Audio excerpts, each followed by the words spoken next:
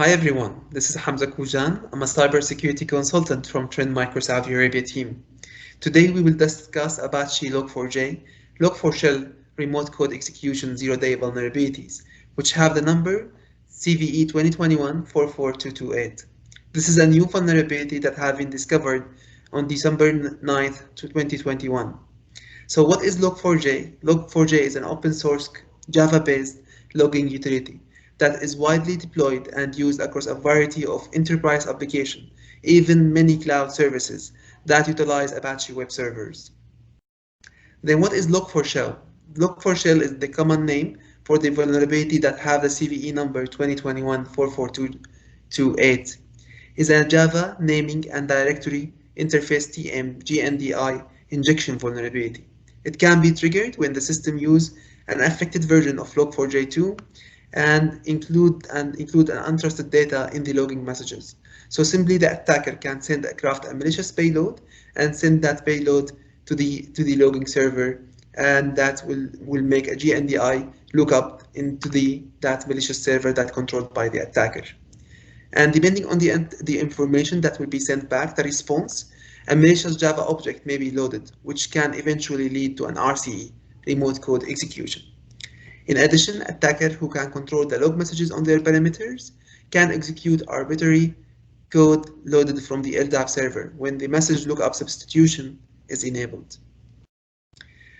Why I should be concerned?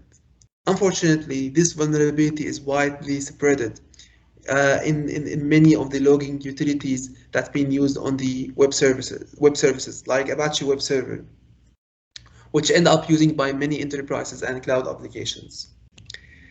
Am I affected? To answer that question, Trend Micro was generous enough to provide a simple free tool to test your website to make sure if they are vulnerable to the Log4Shell vulnerability or not.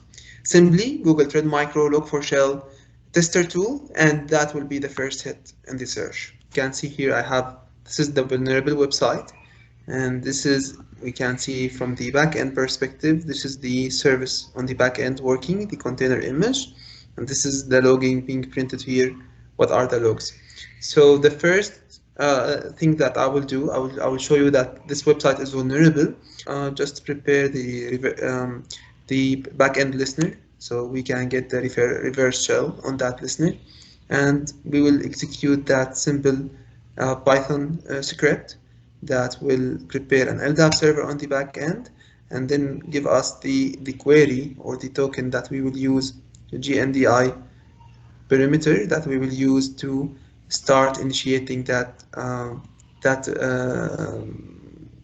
communication with the bad guy, which in this case it's us, by the way. So what we will do is simply I will take that token and I will go to the website, the vulnerable website. I will pass, for example, this token as the username. I will put anything on the password, and I will hit login. Okay. Now let's leave this web page and go back to the terminal we have. So what we see here, we see that already we received the LDAP query, and from that we was able to establish a reverse shell connection to the backend service. So now we have full connection. I can type ID command and I will see that I have root access on the victim machine. This is how nasty this vulnerability is. This time we will assume that this is your services and you want to make sure that the service is not vulnerable to the Log4Shell vulnerability. So how we can do that with the help of Trend Micro? So just simply hit Trend Micro Log4Shell tester on your search engine, and this should be the first result you get. This is the website, and this website will explain to us how we can use this tool. It's very simple.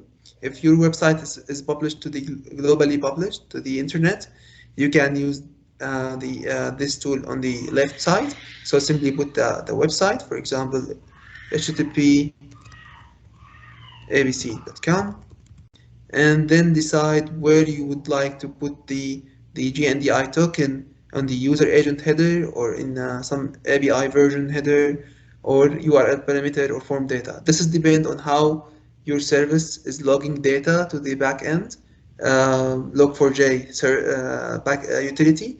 So depend on this, maybe it will depend on your case, which one will make sense for you. You can activate all of them, but you have to specify for each one. You have to specify, for example, for URL parameters, what is the parameter name, for the form data, what are the param for the form data that we want to pass as a value for it, the same for the headers. Our case, it's an internal website. It's not published to the internet. So simply I can put the address here. As you see, it's localhost with the port 8080. So I can copy it, go to the utility, and paste that here. What we will get this token, the GNDI token that we are looking for. You can execute that curl command if your tool is logging all the commands. This command will be enough to generate the request to the backend service, so we can detect there is a vulnerability happen. If this is not the case, so as mine will only logging the login attempts. So to do that, to initiate that communication, I will use that GNDI token in the username. I will put anything on the password, and I will hit login. You can see the password has that you have entered is invalid, and it was logged to you to our logging service. So basically, if we go to the service, we can see that there is a new error has been printed on the Log4j utility backend. So that means now a reverse call has been made to our Trend Micro website utility. And as you see here now, a unique ID has been generated. This means that this attack was being successful. Now we can see that the ultimate goal here is to have the fully protection against Log4Shell vulnerability. So how we can do that? Simply, there is a new version have been released from Log4j, which have the number 2.16.0. So by fully patched your system, you should be okay. This is the best optimal solution. But as you know, fully batching the system is not an easy process for the system admins. So sometimes we need more time to do the proper batching and testing. And for that, Trend Micro have provided many technologies that can provide what we call virtual batching, which is an IPS technique that can stop any exploitation for the attack. And Trend Micro, they have two technologies that can help us on this case specifically. We have the deep security software, which is an agent that can be installed on your servers and can provide that virtual batching technique. Also, if you have a bulk of servers that are available on your data centers, if it's an on-prem or in the cloud, you can have tipping point IPS, which can be consumed as a hardware appliance or a virtual machine, and that can provide the protection for your resources behind it using the same technology, the virtual batching technology. Stay tuned with us. We will provide another video that explains exactly how to deploy those policies and make sure you have the protection using the virtual batching technology from Trend Micro. Thank you so much for your time. See you in another video.